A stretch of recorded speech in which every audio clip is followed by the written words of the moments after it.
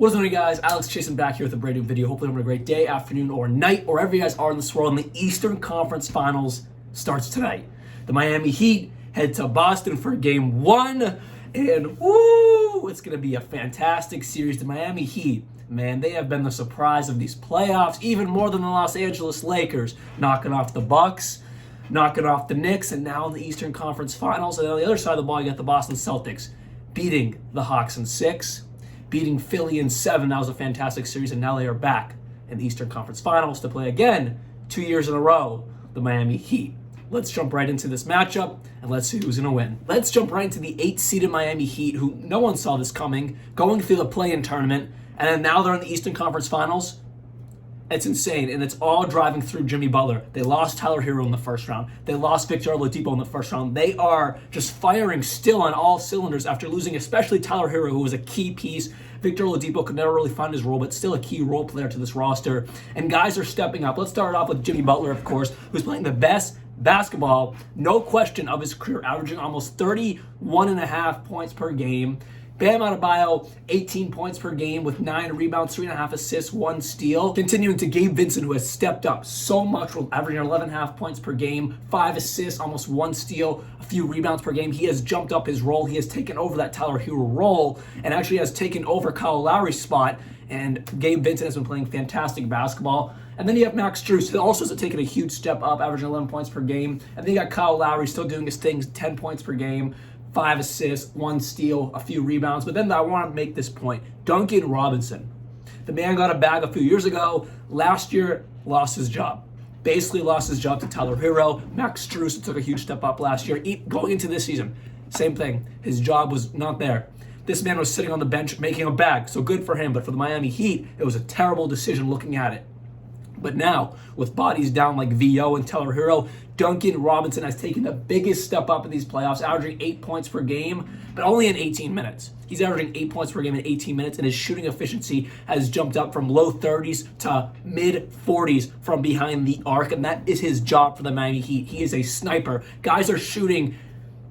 Everyone on this roster is shooting a little bit better than they were in the regular season, but Duncan Robinson is shooting almost 10% better than he did in the regular season. It's because he's in a rhythm. Shooters like him need to get into a rhythm, and Duncan Robinson can finally find his rhythm. He's getting into a flow because he's getting a lot of PT, and he's making it work for them on the floor. They got guys like Kevin Love still doing his thing, 7-7. That's what he does. Relatively good three-point shooter, but everyone on this roster is playing above and beyond. When will it slow down is the question. Jimmy Butler's going to keep it up, but all the role players around him are playing above and beyond what they did in the regular season and really any other time they did in their career, besides obviously Kyle Lowry was slowing down and Kevin Love was slowing down. They're still producing, but everyone else, they're producing more than they ever have before. And when will it slow down is the question, and I don't think it's going to be now. Jumping over to the 2-seeded Boston Celtics, we know JT is coming off a 51-game performance. Can it carry over to this series? Can he keep it up? Can he not fall back to that 0-for-8 starts? Can he keep up? Maybe not going 17 for 21 with 51 points or whatever it was, but maybe can he start, 5 for 10? Can he start 4 for 8? Can he stay efficient is the real question going into this series, because the defense and the intensity is going to be there for Miami. That's what I'm scared about. Miami's intensity, it was there in the past. It's still going to be there, and I think it's there even more than it was last year, because look where they were. They were the 8th seed. Last year, they had home court advantage against the Boston Celtics. We have home court advantage now, being the Boston Celtics. But the intensity for the Miami Heat and the culture of the Miami Heat is real.